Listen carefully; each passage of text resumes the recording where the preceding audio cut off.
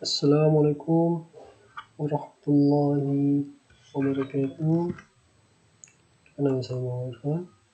Saya akan share sedikit ketika penelitian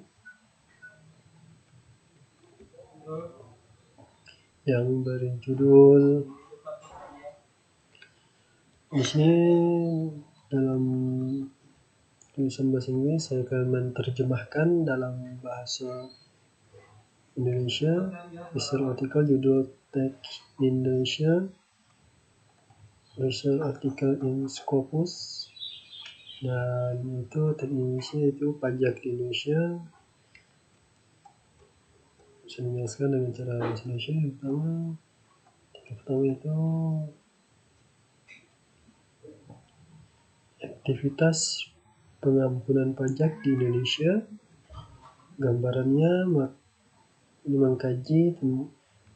mengkaji aktivitas program amnestia pajak di Indonesia melalui analisis deskriptif, kuantitatif, dan studi empiris komplementer.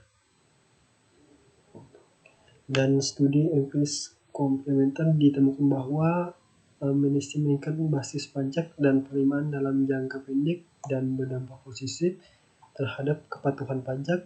Analisis empiris menggunakan sampel perusahaan yang terdaftar di Bursa Efek Indonesia.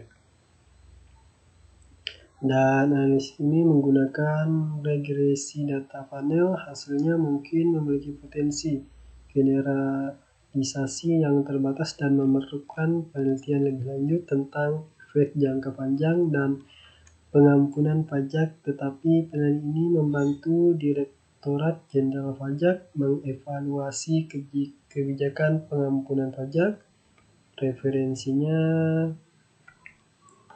di sini.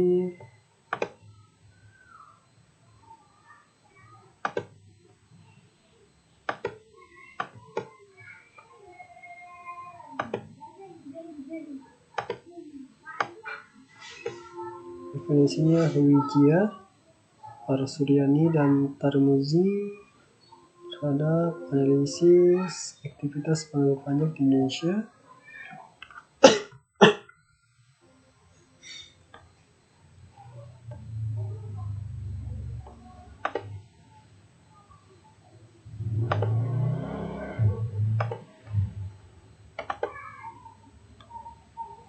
Yang kedua, artikelnya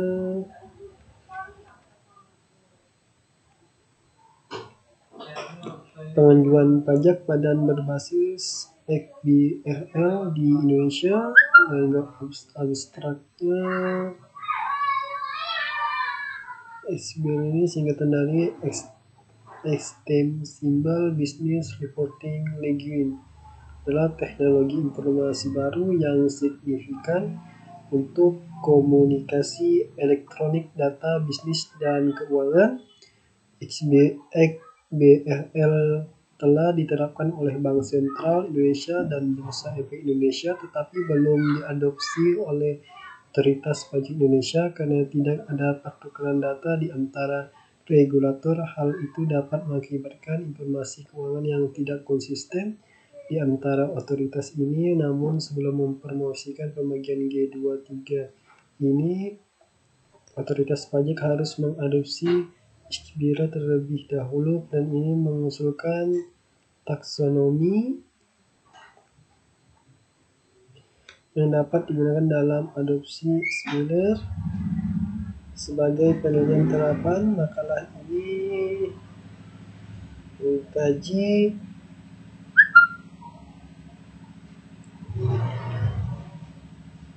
dan studi kasus pajak di Indonesia, langkah-langkah yang dilakukan untuk membuat dokumen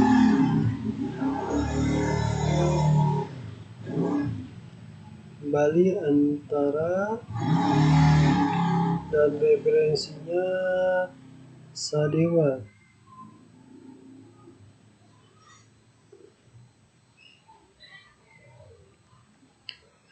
M. Kolbiah, M. Mukhlisah, dan Nikmah 2019. Yang ketiga,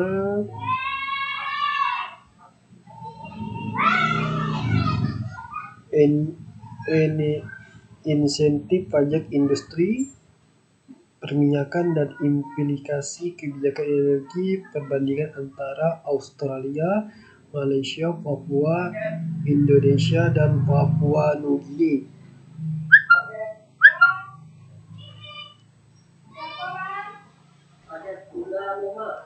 Abstraknya gambarannya yaitu insentif pajak adalah perlakuan pajak preferensial yang diberikan kepada kelompok pembayar pajak tertentu dan biasanya mengakibatkan pembayar pajak tersebut membayar pajak lebih sedikit atau membayar lebih lambat dari seharusnya. Insentif pajak untuk sektor perminyakan dipertanyakan untuk memastikan apakah inisiatif tersebut menguntungkan ekonomi untuk 4 yurisdiksi terpilih di kawasan Asia Pasifik, yang pertama Australia, Malaysia, Indonesia, dan Papua Nugini. Dalam penyelidikan ini, penelitian kecil lebih lanjut mempertimbangkan tujuan bersaing yang melekat dalam setiap kebijakan energi, ekonomi, politik, dan lingkungan. Maksud penelitian adalah untuk memberikan implikasi kebijakan energi dari usulan perubahan inisiatif pajak. Pendekatan penelitian kualitatif digunakan untuk analisis melalui prinsip keadilan energi, ketersediaan, dan keterjangkauan.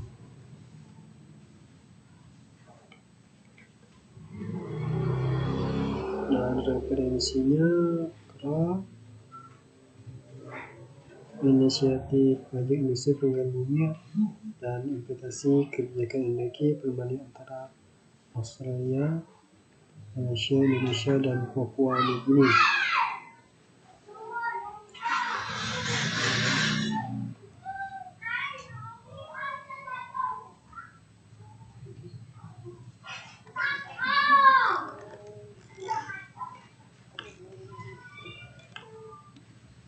Yang keempat, evaluasi tingkat kematangan interoperabilitas studi kasus Direktorat Jenderal Pajak di Indonesia.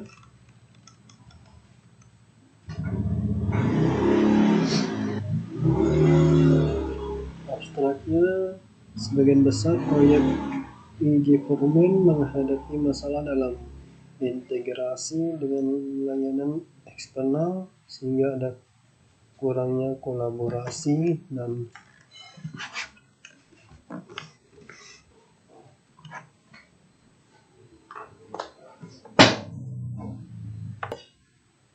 direktur pajak ini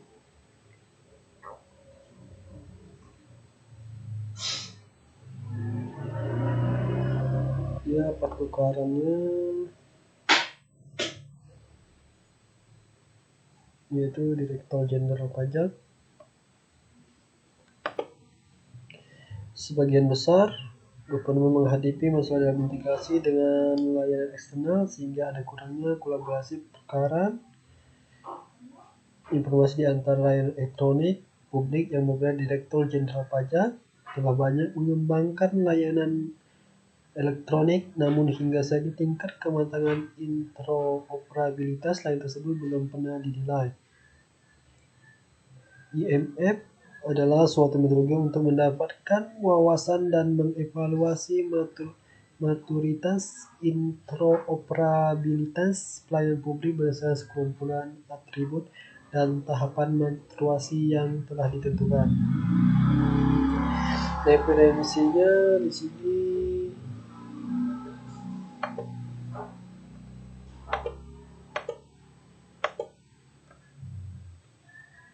Pamungkas, Y. Santoso, AIB, Ashari, Sensus, evaluasi tingkat kematangan interoperabilitas studi kasus Direktur Jenderal Pajak Indonesia Ilmu Komputer.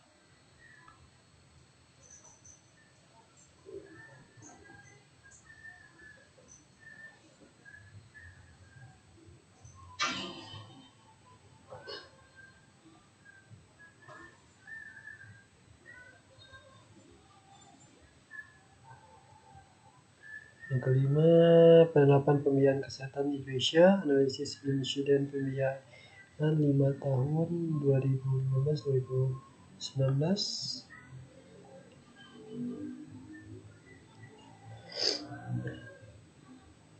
Indonesia meluncurkan skema asuransi kesehatan nasional pembayaran tunggal yang mencakup seluruh penduduk pada tahun 2024. Tujuan dari dokumen ini adalah untuk mengevaluasi kewajaran distribusi lurah pada sistem pembayaran kesehatan Indonesia pada tahun 2015-2019 oleh referensi Cheng, Asenta, Susilo, dan Sastra dan Fakta. Yang keenam, sini evaluasi tingkat kematangan interoperabilitas kasus Direktur Jenderal Pajak Indonesia.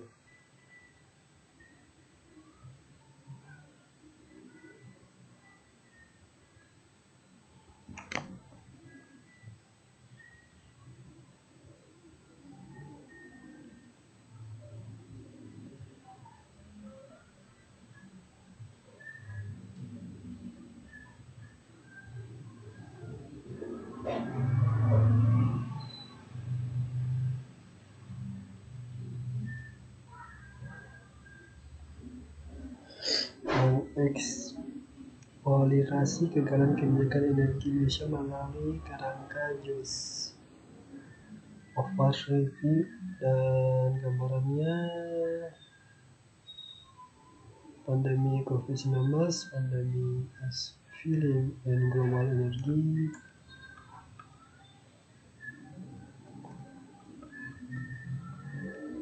Jadi perlu mengambil kesempatan untuk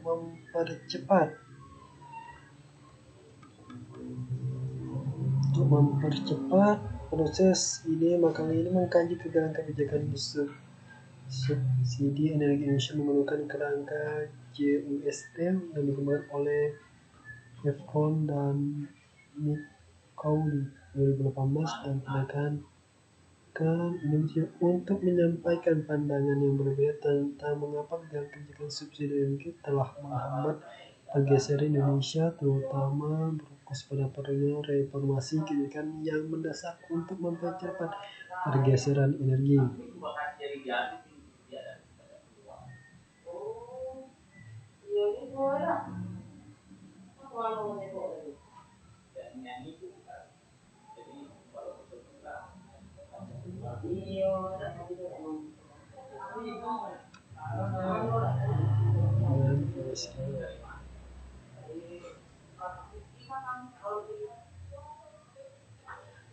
Yang 13 ini tentang hubungan antara desentralisasi fiskal dan kemiskinan.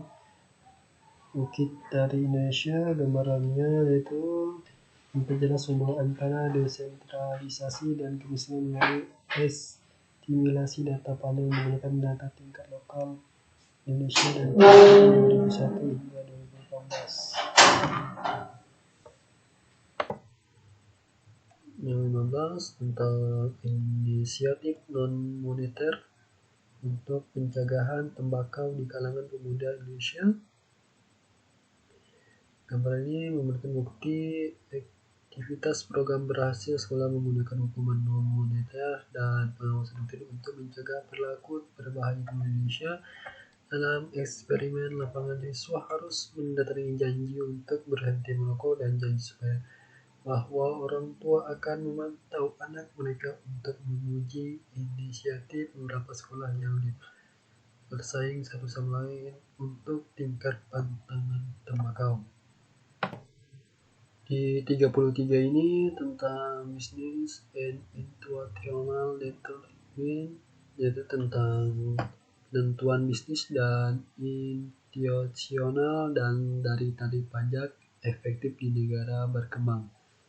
Dan seterusnya sini kita membahas tentang faktor tarif pajak efektif di negara berkembang dari perspektif umum dengan fokus pada BRICS Brasil, Rusia, India, China, dan Afrika Selatan, dan minat Meksiko, Indonesia, Nigeria, dan Turki. Dan karakteristik bisnis tradisional, ukuran, leverage, campuransi, dan profitabilitas. Dan yang lebih baru, pertumbuhan bisnis, manajemen pendapatan, dan pajak tanggungan, serta faktor kelembagaan khusus negara, tarif pajak, legal, tingkat perkembangan kebiasaan ekonomi, indeks pertumbuhan, PBD, dan kualitas kelembagaan yang menggunakan sampel 7.848 perusahaan terdaftar yang diambil dari database Scopus untuk periode 2006 sampai 2015, menunjukkan bahwa baik perusahaan dari faktor institusional memiliki pengaruh yang signifikan terhadap beban pajak di perusahaan negara-negara berkembang. Dan yakni hasil ini akan berguna bagi perusahaan dalam keputusan investasi mereka dan berbasis di negara-negara ini, dan bagi pemerintahan saat membuat kebijakan anggaran. Menurut pendapat kami, film ini memberikan kontribusi penting untuk literatur karena menggabungkan variabel baru baik dari terkait dengan perusahaan maupun institusi yang belum dipertimbangkan bersama dalam penilaian sebelum tentang determinan yang ditentukan.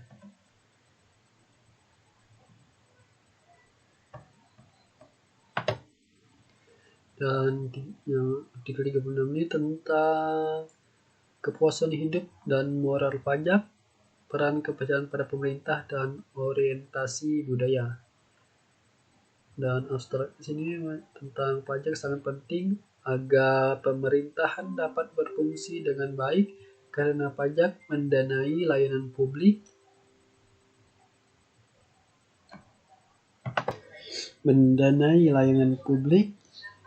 dan mendorong pertumbuhan jangka panjang suatu negara.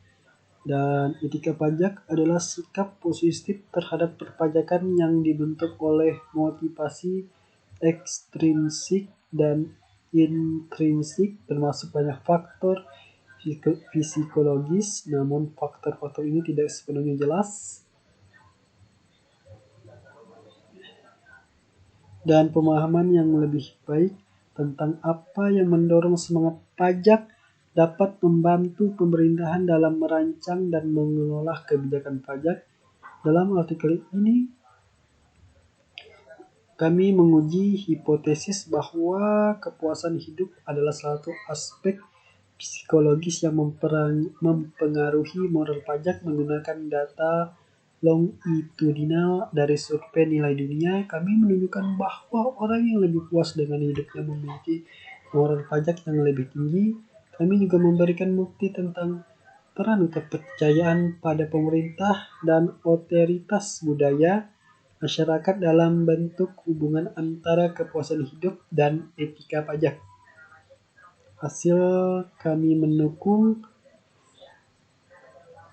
secara langsung atau tidak langsung meningkatkan kepatuhan pajak, mungkin tepat secara politis untuk membantu pemerintahan memobilisasi sumber daya pajak yang memadai, karena penuntutan menghindari pajak masih jauh dari kata sempurna.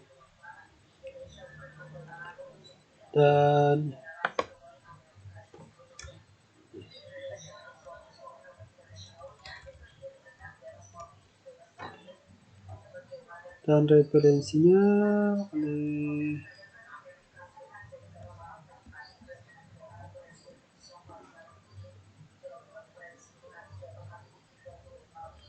Samba.